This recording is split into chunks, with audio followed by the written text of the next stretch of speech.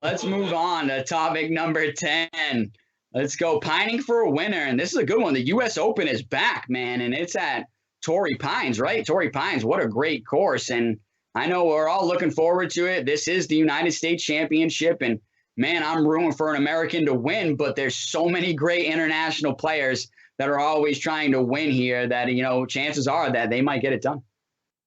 Yeah, I mean, the U.S. Open is always an awesome time. It's Father's Day weekend. The courses, some years are so tough that the winners, over par. I mean, Brooks Koepka won one year at +1. So this is going to be fun as always. Torrey Pines, we keep saying this at every major. This is one of the longest courses ever at U.S. Open, not UMass, U.S. Open history. The fairways are tight. So if you are a long, accurate driver, those are the guys that people are picking, and also good ball strikers who can get it on the green and not create tough chipping situations and having to run the ball on these fast greens. With every U.S. Open, the greens are fast. So it's going to be the same here at Torrey Pines. So a lot of folks are predicting, Brooks Koepka, which I think is a good pick. He's a two-time U.S. Open winner, came in second at the PGA Championship. Wouldn't be surprised if he won. Jon Rahm, who was so good a couple weeks ago before he tested positive for COVID and had to stop in round 3, I think it was. He had a 6-stroke lead in that tournament. Was probably going to win, but had to come off the course. Because he missed out. Crazy. Because he tested positive for COVID. So, we'll see if he's, if he can control his temper and channel that energy. Maybe he's going to win this week. There's 2 guys that I'm going to throw out there. One I think is kind of obvious. That might be a flyer just because of what happened at the PGA Championship, and that is Phil Mickelson. I don't think he's going to win 2 major championships this year. It's tough to win 1 at 50, never mind 2. But he's from San Diego. Yep. Torrey Pines. He's played there many times. He's feeling good after the PGA Championship. He can hit it accurately. He can hit it far enough. He doesn't hit it like he used to, but he can hit it far enough, hit it accurately. He also knows how to scramble if he needs to. So he's one guy I'm going to throw this out there. I maybe even want to pick him, and that's Will Zalatoris. He's a young golfer who went second in the Masters. He actually, I think he came in 8th at the PGA Championship. He's done really well in the majors. He actually doesn't have his tour card yet.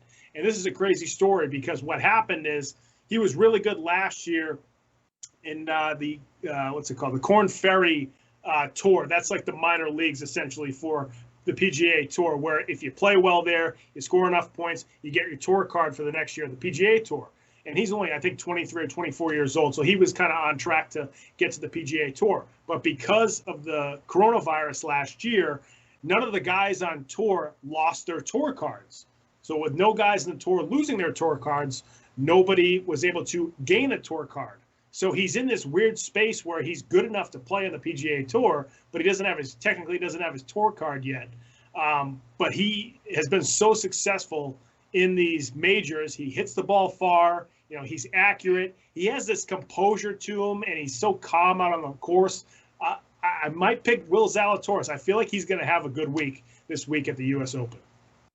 Yeah, man, there's your dark horse pick right there. And, the U.S. Open is the type of tournament where a dark horse can come out and win it, and then you've seen it happen before. It's the Open, and that is the same for the British Open, too. You might have a guy, a local UK guy that lights it up and is on the leaderboard the last day, too. So it's just really one of those things where in both the U.S. and the British Open, it's a possibility for a dark horse to win it. But I think if I'm going to have a couple of favorites, you brought up one of them, Jon Rahm, leading that tournament by 6 strokes when he gets the COVID positive test, a tournament that I think was going to guarantee him a few $1 million if he won it.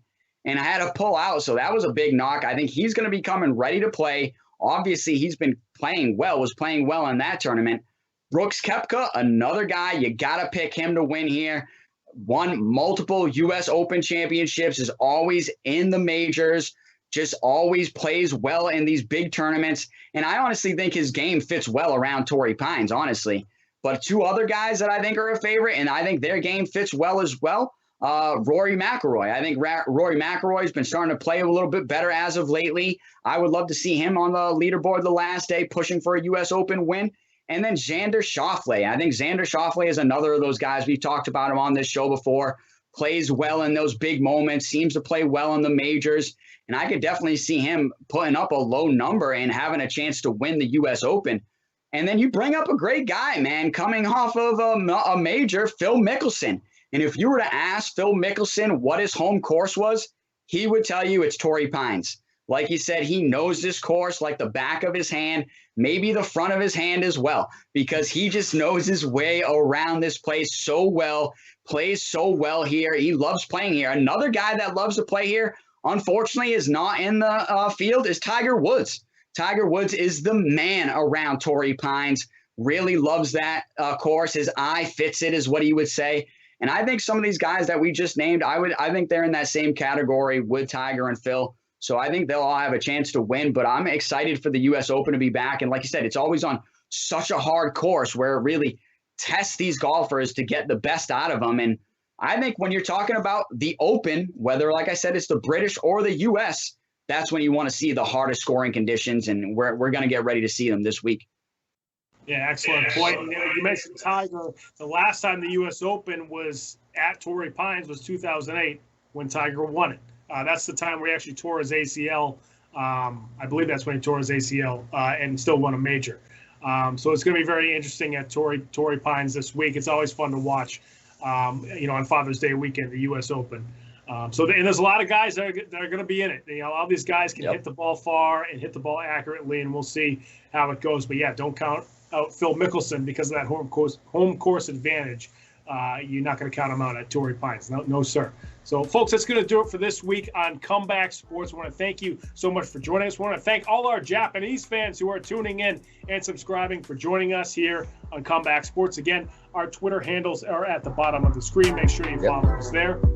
If you ever want to call on the show, call into that number. You can even call into it now and leave a voicemail. We'll try to play the voicemail back on the air and answer the question if you have one. So we'll make sure we do that as well. And again, go on YouTube, subscribe to Comeback Sports, subscribe to our channel anytime. Our great producer, Ben Kudo, who we want to thank for another great show today. Make sure you go on there because when he cuts up clips of the show, it feeds right into that channel and right into your subscription. So make sure you do that on your YouTube channel. Folks, thanks again for joining us here on Comeback Sports. We'll see you next time. Have a good week. Trying to check in on Trae Young. You better be tearing it up. Yeah, buddy.